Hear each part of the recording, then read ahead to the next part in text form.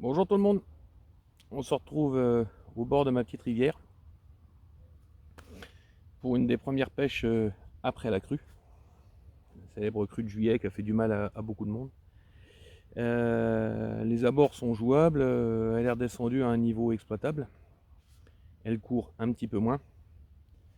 C'est pour moi le moment d'attaquer ce bief. On va chercher les carpes, et puis le tout venant, hein, brème, chevenne, à voir ce qui veut bien monter. Donc là, on n'est plus sur la pêche au pôle méthode, mais on est sur une pêche au pôle feeder. Lourd. J'ai encore plus de 150 grammes au fond, hein. Mais c'est le moment de basculer. On a quitté les étangs et là, j'attaque la rivière. En attendant de vous expliquer tout ça, générique.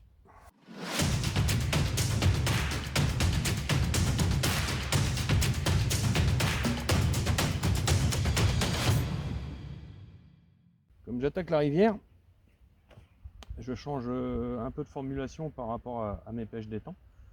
En gros, c'est dérivé et j'ai rien inventé, hein.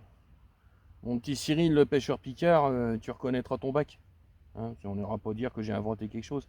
Ça vient de toi à l'origine et j'ai juste remixé. Ça, c'était l'aparté. C'est un mélange de différents pelets. Alors de pelets pour le méthode. Donc des pelets un peu clairs et pas les pelets de flétan, enfin les pelets à libut, comme on dit dans la grande mode. C'est des pelets un peu clairs. Il y a du 2, du 4, et puis j'avais du 8. Bon, voilà, c'est tout. Le trempage, j'ai respecté les consignes de trempage classiques, hein. 2 mm, c'est 2 minutes, et puis après les autres, c'était au toucher. Et puis je voulais à tout prix rajouter quelque chose qui puisse nuager un petit peu dans l'eau. Donc je suis passé dans un magasin de pêche qui parle d'océan. Voilà, c'est océan lequel, c'est Atlantique Pêche ou un truc dans ce genre là. Et ils ont sorti une gamme. C'est dingue, hein, je parle de matos, hein. On en croit rêver. Ils ont sorti une gamme de 2 produits que j'ai trouvé très bien, à base de krill. Je m'en suis déjà servi sur les pêches aux méthodes. Et celui-là, c'est maïs et tiger. Donc en gros, j'ai trempé mes pelets, qu'ils soient amoureux et encore assez mouillés. Et j'ai saupoudré généreusement de ce mélange maïs tiger, qui à l'origine c'est un mélange méthode feeder. Oui, méthode feeder. Et au final, on arrive à quelque chose qui donne ça. C'est pas mal. Ça se délite super bien. C'est pas marqué au niveau du goût, parce que j'ai goûté. Moi j'y goûte, hein, le goût c'est la bouche, c'est pas le nez. Toujours pareil.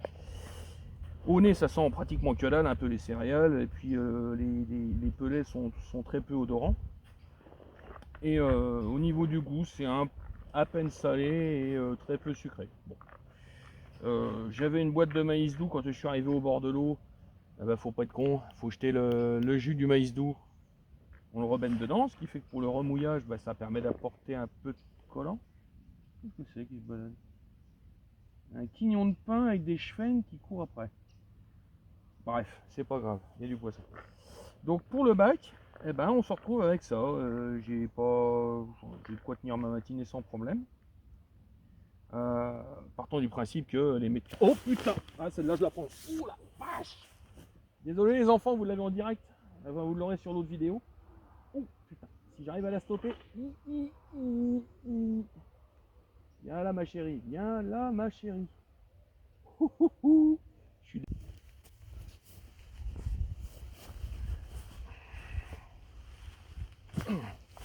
Me revoilà. Bah c'est tout, vous l'avez en direct, et ben je décroche. Ça fout les boules, mais déjà je l'ai décroché 40 mètres en dessous. Elle est remontée là-bas, je l'ai sorti sous mes 2 arbres. J'en ai mis plein sa gueule. Et ben c'est elle qui a gagné. Sa mère. Bah c'est tout, tiens, on va faire en direct. Compliqué mes montages, hein. Vous allez voir. Alors on est sur la rivière, donc un 30 centièmes, sur un bon mètre de long minimum. Une protection sur un émerillon rapide. Au bout de ça, une pioche de 8 qui va bien. Et là, un cheveu qui peut me faire tenir à l'aise 3 maïs doux. Alors, comme j'ai pas réglé l'image, j'espère qu'on arrivera à voir, mais bon, tout le monde a déjà vu du maïs doux sur un cheveu. Hein. C'est bon, on va pas faire ça. On va pas être plus bête qu'autre chose. Voilà. Ça révolutionne tout, hein. C'est énorme. Ah, franchement, voilà. 3 maïs doux sur un cheveu. J'ai l'impression d'avoir les 3 petits cochons de la table. Allez, là-dessus. Ma caisse. Ah, c'est un peu le brin parce que comme je ne pêche pas en montage bloqué aujourd'hui. Alors une astuce à la con. Parce que mes émerillons, mes feeders très lourds, faut que je les peigne parce que je me suis rendu compte que je les avais pris brillants et je préfère quand ils sont sombres. Donc là j'ai qu'un 120. Ça tient pas suffisamment, j'ai remis un plomb d'Arlezay en 20 grammes dedans, je suis à 140. On perd un peu en capacité, mais au moins l'avantage c'est que je tiens le fond.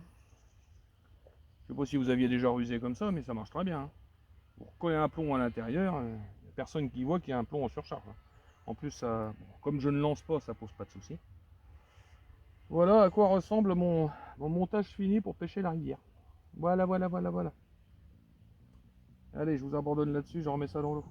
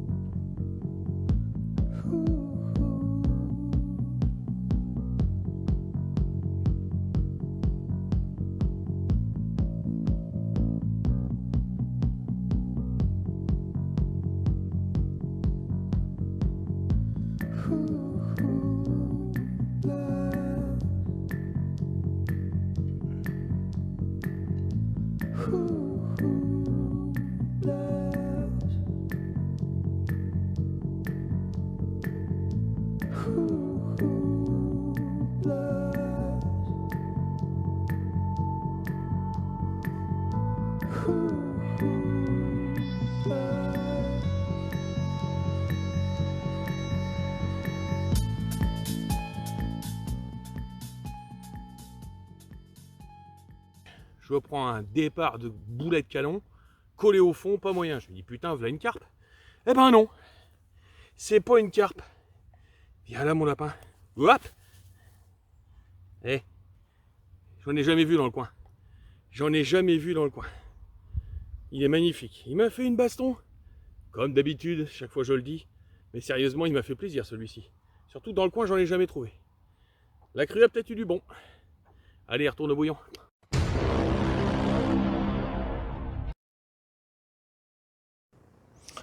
En direct live, une touche de combat sur un barbeau. Je venais de déposer la ligne pour la deuxième fois après avoir fait une brème. Et je l'avais redéposé, oui, 5 minutes avant à tout casser. Là, il y a eu très peu de signes avant-coureurs, même pas de MD10, à peine une petite tape. Et là, il vient de me mettre un run impressionnant. Il est descendu de plus de 10 mètres, voire 15 mètres, en dessous de l'accro. J'ai réussi à le stopper au départ. J'ai sincèrement cru à un départ de carpe. Ça collait le fond, ça paraissait lourd, moyennement lourd, mais avec une très très forte accélération. Et puis, je ne sais pas pourquoi, à un moment donné, ça s'est stoppé. Il a cherché à attraper le fond. J'ai réussi à le décoller. Là, il me remet un run pour aller chercher en face. Alors que normalement, ça doit rester collé au fond et ne pas aller chercher la berge. Mais bon, c'est tout. À cet instant-là, pour moi, j'étais encore sur une carpe. Hein. Un poisson modeste, mais un poisson rapide.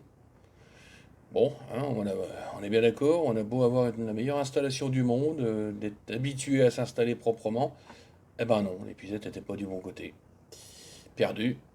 Et le simple fait de jongler, d'être pas être présent sur le poisson, d'aller chercher l'épuisette en latéral, ben regardez, il m'en remet une sacoche terrible parce que ben, on lui lâche un peu la pression, il réaccélère comme un damné et il colle le fond. Donc là, il y a 2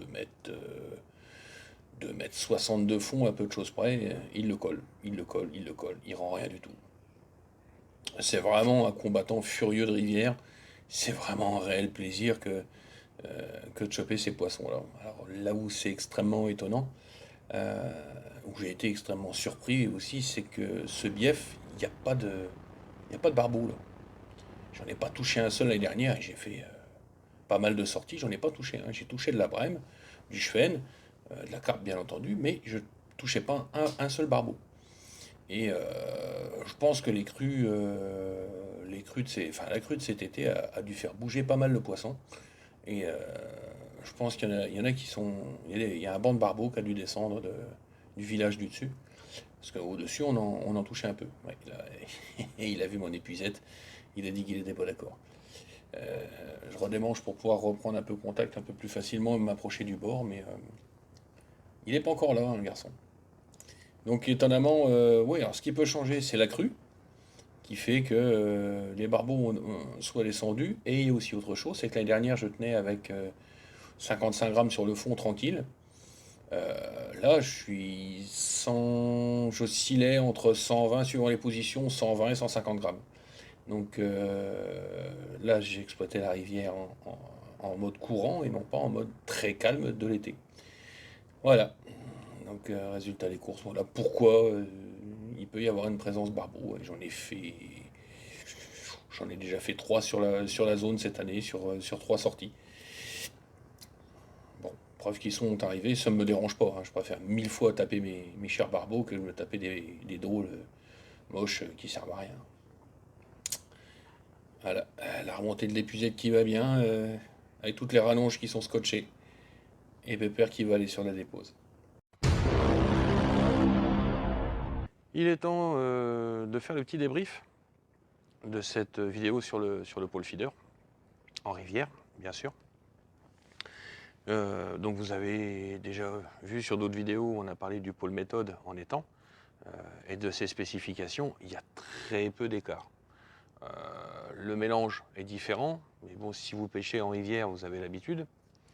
Un petit peu plus riche, il doit être un petit peu plus collant. J'apporterai une paire d'astuces après. Dans la foulée,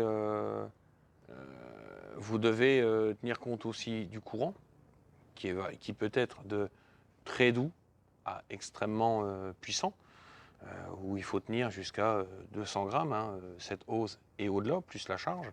Donc il faut les lignes en conséquence, il faut la canne en conséquence, et très important, le supportage de la canne en conséquence.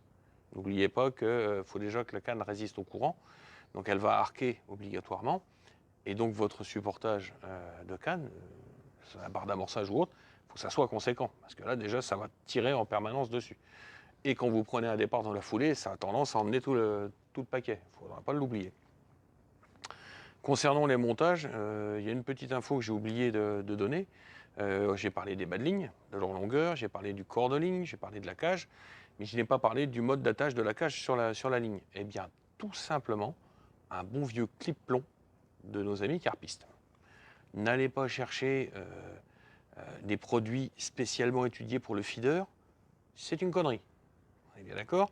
C'est étudié pour la pêche de flin, ça résiste pas, ça va tenir une cage de 30 grammes. Dès que vous allez lui mettre 100 grammes et plus, le bout de plastique va péter en deux, la cage va rester au fond, c'est 4 € à chaque fois, plus le clip plomb. Donc prenez du bon gros matos carpiste, voire ceux qui viennent de très loin. C'est exactement la même chose, ça vaut des clopinettes et ça fonctionne très bien. Donc là, il ne faut pas hésiter à prendre du très lourd. Ça, c'est pour la partie montage, j'avais oublié de le spécifier. Autre particularité, si vous pêchez les hauts-bords, petite astuce, n'oubliez pas que vous allez chercher les poissons très bas.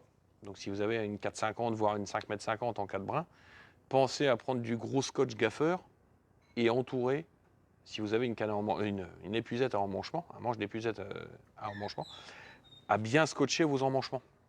Il n'y a rien de pire que d'épuiser le poisson et au moment où on remonte, ça part au fond. Je l'ai vu, hein. Donc si je scotche, c'est pas pour rien. Ça, c'est une certitude. Après, le restant, il n'y a pas vraiment de, de spécificité pure par rapport à une pêche au feeder classique. La détection de la touche va être la même, c'est-à-dire vous allez en prendre, bam, vous allez prendre une grande rafale, ça va partir cash. Vous aurez la même chose au feeder, à moins de pêcher le flin, hein, on est bien d'accord. Mais si vous pêchez le gros poisson, automatiquement, ça va partir plein pot et d'un seul coup. Pour le reste, je pense avoir fait le tour de la question. Alors on m'a demandé ici une petite astuce bête et idiote, on m'a demandé comment je faisais pour ranger mes lignes. Alors dans le temps, je ne m'embêtais pas la vie. Et ça m'arrive encore de gaspiller une bannière. C'est-à-dire que là sur la rivière que vous avez vu, j'ai moins de 3 mètres de fond, j'ai plus de 2 mètres de haut bord, plus que ça, donc ça me fait des lignes de 5-6 mètres. Imaginez 5-6 mètres à chaque pêche, je la sacrifie, je ne garde que le bas de ligne avec le montage. C'est un peu consommateur, c'est un peu idiot. Il y a des conditions où je le fais. C'est-à-dire que quand je pêche dans les accros, quand je pêche dans les endroits où le corps de ligne peut être rayé par une branche ou autre, on ne leur prend pas le coup d'après. Mais là, une pêche sans obstacle et autres, il faut quand même essayer de le récupérer. Donc moi j'ai trouvé une astuce. J'utilise ça. Ah, je sais, on en vend. Hein. On en vend des enrouleurs tout petits, avec des belles couleurs orange, rouge, vert de tous les côtés. Ça, c'est ce qu'on appelle du tube TPC. Dans les travaux publics, ça existe en jaune, en rouge, en vert, dans toutes les couleurs. Il y a toujours un bout qui traîne sur un chantier, ça vaut que dalle. Ça, c'est du 100 mm. Et le gros avantage, c'est que le diamètre étant assez important, ça évite de créer des plis sur le corps de ligne. Donc une fois que la ligne elle est démontée, on plante l'hameçon dedans directement, on ne s'embête pas la vie, l'hameçon il est là. Je le plante, je l'enroule dessus, ça c'est la partie terminale qui va sur le connecteur. Les petites, épingles classiques que l'on trouve en mercerie ou dans un package à carpe, des caisses et autres, on le refixe dessus, l'affaire est faite, ça vaut que dalle et ça permet de jongler. J'en ai plusieurs en stock pour différentes pêches, pour différents diamètres ou différentes longueurs. Je jongle avec les longueurs, c'est-à-dire que quand je suis sur la rivière avec 6 mètres de bannière, j'ai un tourillon pour les 6 mètres. J'ai un tourillon pour les 4 mètres, et puis et voilà, et ainsi de suite. Donc bon, c'est une astuce comme une autre, mais au moins ça fonctionne, c'est gratos, et surtout en gros diamètre. Alors après, pour vos bas de ligne, vous récupérez les diamètres 63. Les diamètres 63 se rangent à l'intérieur. C'est toujours un gain de place dans la caisse. Diamètre 63 pour les longs bas de ligne, c'est toujours aussi pratique. Après, si vous avez des magnifiques boîtes en plastique avec des machins rangés dedans qui valent un œil, vous pouvez les utiliser. Moi, ça ne me chagrine pas, hein, mais ça, c'est une astuce qui vaut rien. Et ça fonctionne très très bien. Je pense avoir fait le tour de la question sur l'ensemble des pêches que je pratique. Alors, il en reste une spécifique qui est vraiment une pêche à la verticale. Je vous ai dit que je ne pêchais jamais à la verticale. Presque jamais.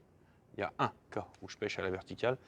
C'est sur un cours d'eau qui est dans le sud-ouest, où là on pêche par 6 mètres de fond, directement à la verticale, parce que le moindre décalage de 20 cm, on s'accroche.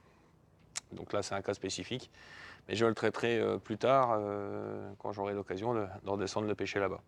Ou j'ai peut-être un poste, j'ai peut-être découvert un poste qui permettrait de le faire, tout du moins de vous l'expliquer. Mais là, pour le moment, on finit de boucler. Les deux techniques que j'utilise pour le pôle feeder et le pôle méthode feeder. Là-dessus, si cette série-là vous convient, n'hésitez pas à partager. Si vous avez des questions, n'hésitez pas. Vous passez par Facebook, vous passez par la chaîne YouTube.